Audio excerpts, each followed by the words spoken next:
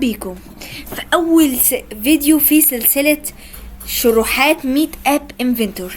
طبعا اللي ما يعرفش برنامج ميت اب انفنتور، هو برنامج خاص بعمل تطبيقات وبرامج اي باستخدام البلوكس بس. ولو حد ما يعرفش ايه البلوكس دي، هي بتكون عبارة عن زي بوكسات صغيرة كده تربطهم ببعض علشان يبنوا لك تطبيق معين او يبنوا لك برمجة معينة للبرنامج بتاعك اللي انت عايزه. ده اسهل طبعا من كتابة الكود وكمية سطور بقى وكده، لا ده اسهل بكتير. تربط الحاجات مع بعض واغلبها مكتوب، وبعديها يطلع لك برنامج كامل انت عارفه. طبعا النهارده هنشرح لكم كل حته في البرنامج وازاي تقدر تعمل برنامج وكل التفصيله في البرنامج ده. وده يعني يعتبر احسن شرح ممكن تشوفه لعام 2025 وفي التحديث الجديد. تمام، اول حاجه هنبدا. دي طبعا واجهه البرنامج اللي هسيبها لكم في اول تعليق. دي واجهه البرنامج. هنا طبعا نيو بروجكت، وهنا ده لو انت عايز تصدر مشروع من بره، ده لو انت عايز تصدره على كلاود، وده لو انت عايز تعمل نيو فولدر خالص وتحط فيه بقى كل البرامج اللي انت عايزها. يعني ده فولدر زي كده تقول علني، فولدر علني تحط فيه اي حاجه ويكون ظاهر قدامك. نعمل احنا مثلا هنا طبعا بيقولك create new app inventor project. هنعرف دي ايه وباقي الحاجات دي ايه بس بعد ما نشرح باقي. هنا طبعا projects، هنا طبعا سيف بروجكت، نفس الحاجات المكتوبة هنا. وتشيك بوينت دي بتعملها للتطبيق بتاعك، بيعملوا نسخة تانية علشان لو النسخة الاولى ضاعت يكون عندك تشيك بوينت تقدر تعمل منها البرنامج التاني.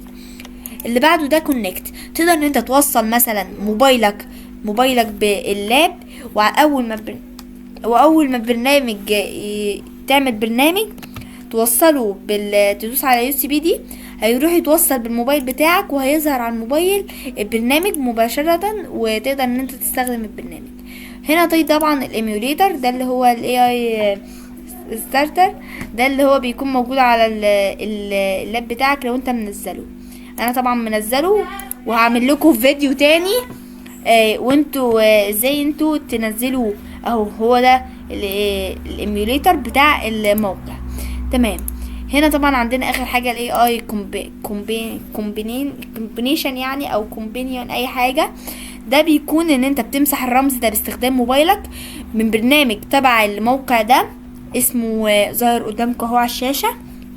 البرنامج ده من خلاله بتمسح بيكون ظاهر قدامك سكرين سكان يور كود، وبتظهر قدامك زي شاشه بتعمل سكان للكود ده وبتنزل البرنامج. او مش بتنزله، بيروح تتفاعل مع البرنامج. كل ما انت تغير حاجه في البرنامج، تحط زرار، تحط ليبل، اي حاجه بتروح تظهر على البرنامج مباشره يعني لايف. اثناء ما انت فاتح موبايلك كده بتلاقي التغيرات بتحصل على الموبايل دي، بدل ما انت كل شويه تقعد تعمل ابديت. هنا يوز يور كود بيكون ظاهر قدامك طبعا اول ما تخش البرنامج. سطر كده بيقول لك تايب يور 6 كاركترز او اي حاجه، بتروح تكتب بقى ال 6 كاركترز دول وبيروح يدخلك على البرنامج برضو مباشره. يعني ده او ده اسهل. بس اخر حاجه بقى اللي هي البيلد او استخراج البرنامج. هنا طبعا عندك اندرويد اب او اندرويد اب باندل، بيكون محطوط في بوكس كده وانت بعديها بتخرجه تقدر تنزله على اللاب او الموبايل. بس طبعا اسهل حاجه الاندرويد اب ده لو انت اصلا عايز تعمل استخراج للبرنامج. انا كنت عامل برنامج قبل كده فبيعمله استخراج على حسب اللي هو حافظه، بس انا طبعا مش عايز يعني ان انا استخرجه، فخلاص يعني ثانية واحدة.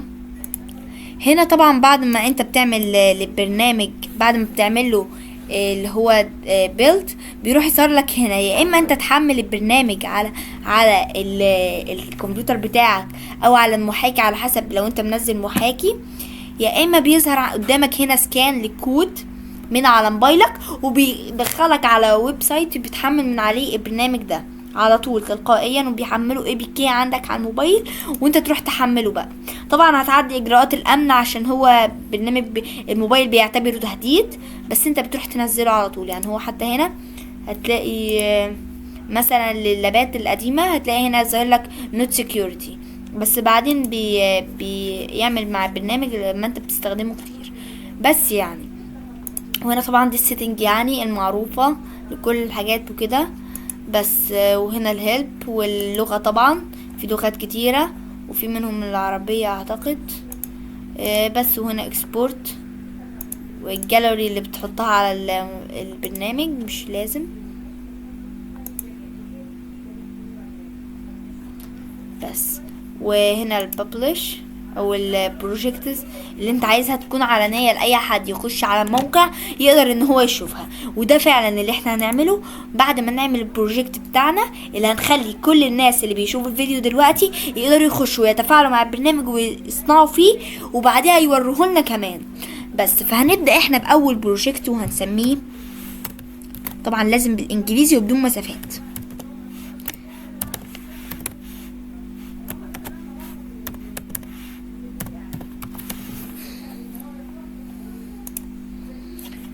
خلي الخيارات زي ما هي وبيدخلنا هو على واجهة البرنامج.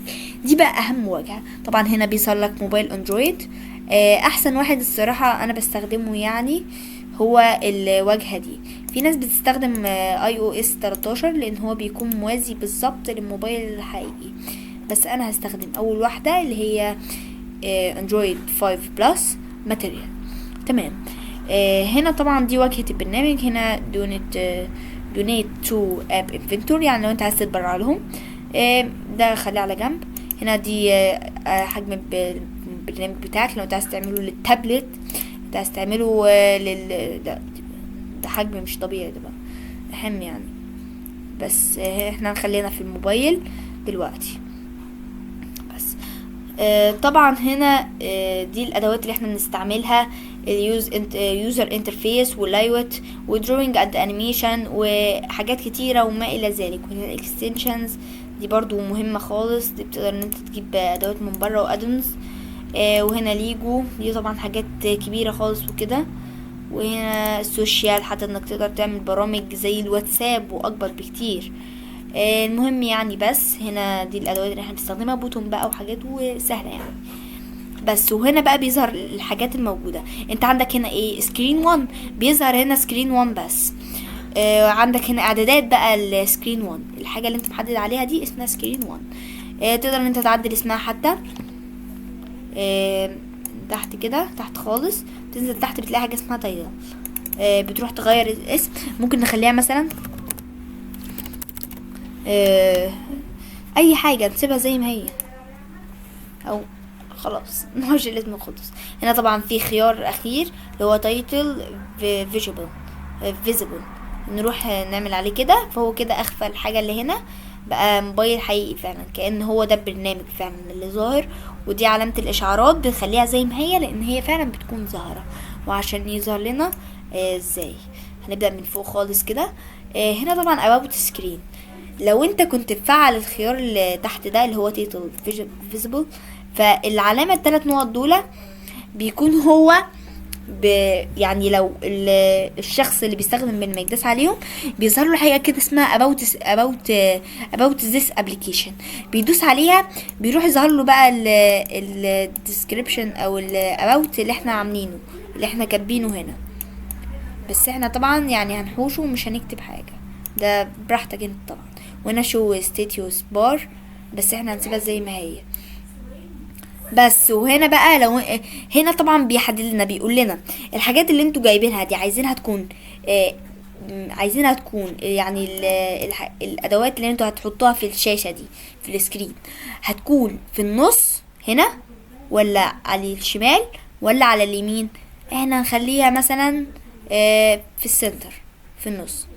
طب بيقولك بقى في النص فوق ولا في النص ولا تحت، احنا هنخليها في النص بس. وهنا باك جراوند كلر، دي الباك جراوند كلر اللي هي الكلر الخاصة بالشاشة.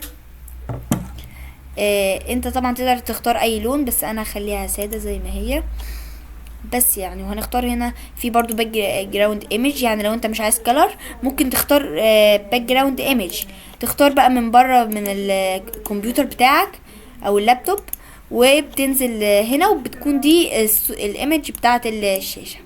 هنا طبعا بيج ديفيكالت تكست، ده لو انت عايز دايما الخط بتاع الحاجات الموجوده في الشاشه دي دايما يكون كبير. انا هسيبها زي ما هي يكون الخط كبير.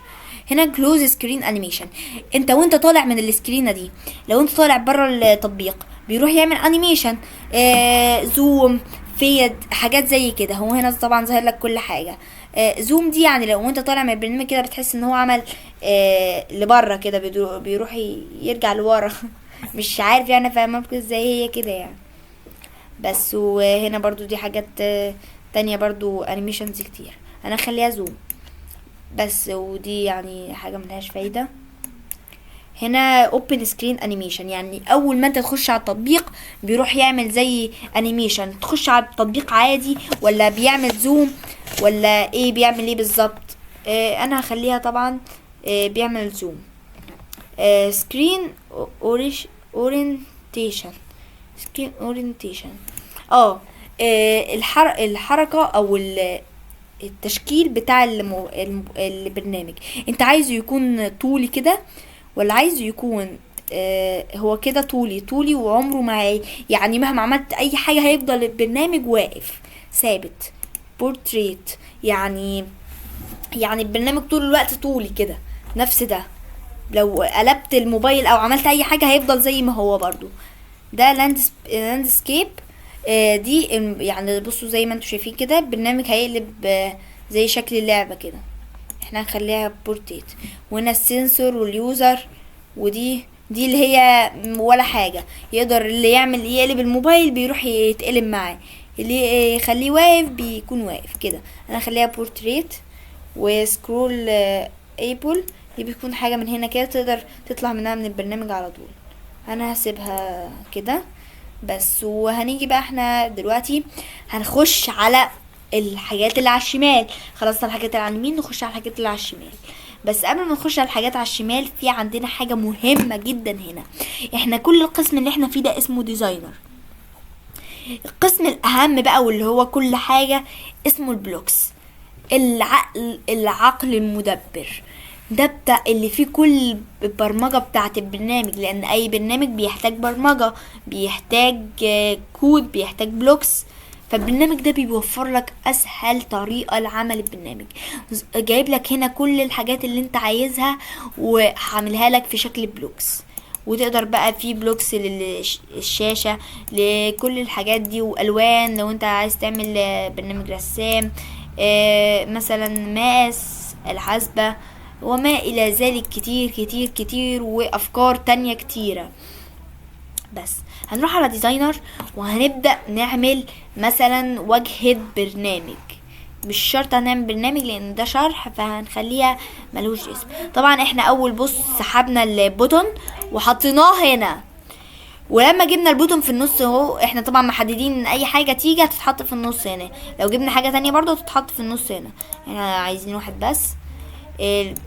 نخلي مثلا البوتون ده هنا. طبعا دي اعدادات البوتون، دي اللي دايما اي بوتون هتلاقيه هيكون دي اعداداته. اول اعداد مثلا اللي هو الباك جراوند كلر، ده الكلر بتاع اللي هو يعني البوتون. بص البوتون كده بقى لونه ازرق، هنخليه زي ما هو. الفونت بولد، انت دلوقتي الخط اللي عليه ده عايزه يكون تخين بولد او اللي هو غامق قوي وضخم يعني. وهنا ده اللي هو المائل، الخط المائل. وهنا ده فونت سايز، ده حجم الخط. انا مثلا نخليه 20، نخليه 20، ايوه نخليه 25 عشان هو صغير. بس احنا كنا مخلينه بيج ديفيكالت صح؟ بيج ديفيكالت تكست، يبقى مش هنحتاج نعمل حاجه بدي، هو هيحدده لوحده. ماشي هنخليه 25 مش مشكله. بس هنا فونت تايب فيس، دي يعني برضو مش مهمة، مش هنحتاجها. هنا الهايت، دي اللي هي يعني الطول بتاع البوتون. عايز البوتون ياخد الشاشة كلها ولا البوتون يكون في الشكل ده؟ انا مثلا هخليه زي ما هو اوتوماتيك. في هنا بيكسلز وتقدر تغير انت براحتك.